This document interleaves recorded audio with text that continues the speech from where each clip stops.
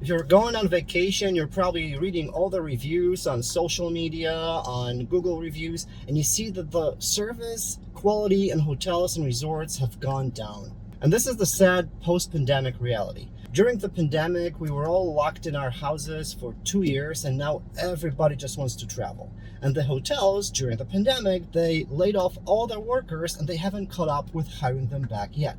So basically everyone is short-staffed and the hotels are at full capacity. So the first sign of the worker shortage at the hotels and resorts, especially here in Mexico, is when you arrive early the day of your check-in, your room will not be ready. And that's a good reason to get frustrated on the first day of your vacation. You arrive with your family, you want to settle in, you want to put your bags in place, unpack and everything, but it's not always the case. Sometimes you have to wait for 4, 5, 6 hours until they get your room ready. And the reason is that they don't have enough people. When people check out, they have to clean all the rooms. They're at full capacity. They don't have enough staff. The staff is overworked.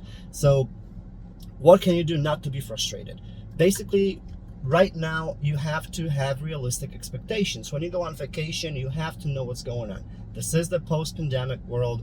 We do have staff shortages all around the world, and that's what's going to happen. You will have long lines to get to the restaurants. The food will probably arrive late. The room probably will not be perfectly clean. So my number one advice to you is don't cry over the spilled milk. When you check in and things are not perfect, don't let that ruin your vacation. You already spent all that money. You come here to have a good time with your family, with your kids. Why not enjoy it? That's the reality. It's not going to be perfect, but at least let's make the best out of it.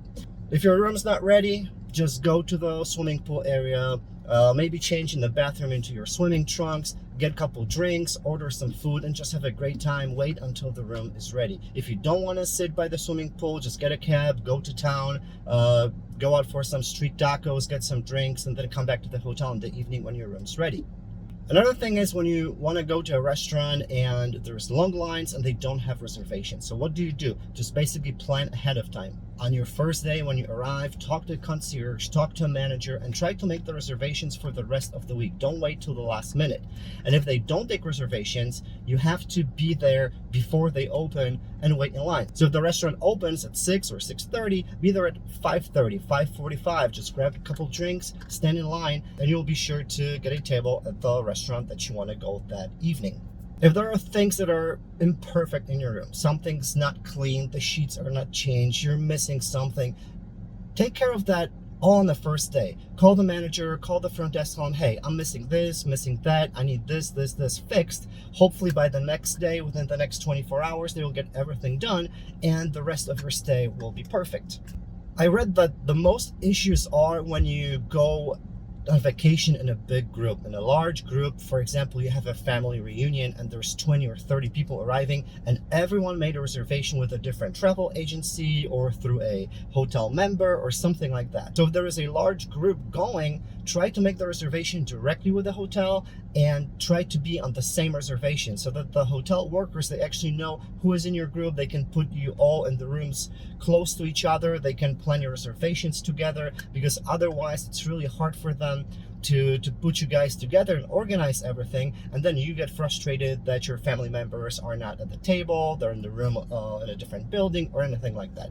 One thing you should know, that for whatever reason, some of the managers here in Mexico, they don't like confrontation. So don't be surprised if you ask for a manager and they never show up. We actually stayed at a hotel, and on the first night, my wife Paulina had to mop the floor because it was so dirty. We had some other issues going on, and we were asking for a manager every day during our stay, and he never showed up. We still had a great time. We were on vacation. It was a beautiful place, so we didn't let that ruin our vacation. But basically the difference between now and during the pandemic is huge. We definitely took advantage of the pandemic. We traveled to many places. We stayed at a lot of hotels, and it was just so nice when we were the only family in the hotel, or maybe one of the very few. And whenever we would go to a restaurant, we were the only ones there. Everything was on time. We didn't have to wait for anything. The staff was so friendly, always ready. But those times are gone, and probably they're not coming back anytime soon. We definitely don't want another pandemic. Usually when you check in, they will offer you a personal concierge that's going to do all the reservations for you. The thing is that the personal concierge is actually a salesperson that's going to invite you to a breakfast, which is a sales pitch for a membership or a timeshare.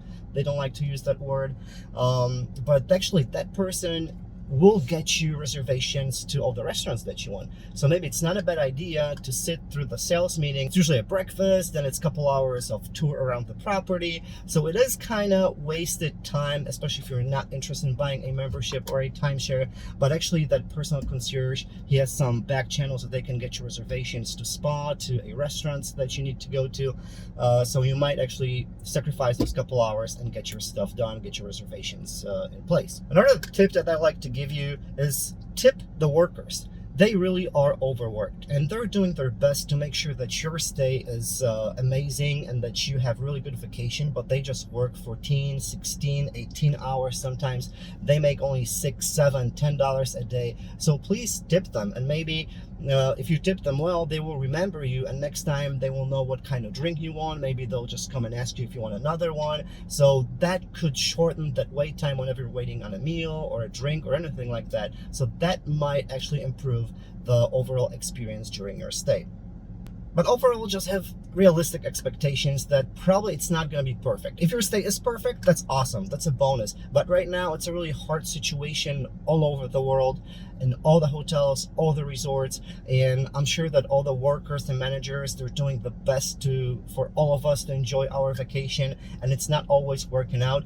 But at the end of the day, you're so lucky that you have the money to go on vacation, you have time to go on vacation. Probably 95% of the world population is not as lucky as you are. So just try to make the best out of it.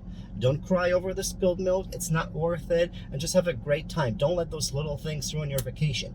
At the end of the day, you're going to spend most of the time by the swimming pool, on the beach, drinking mojitos, enjoying the excellent food. So what if you have to wait a little longer or something is not right?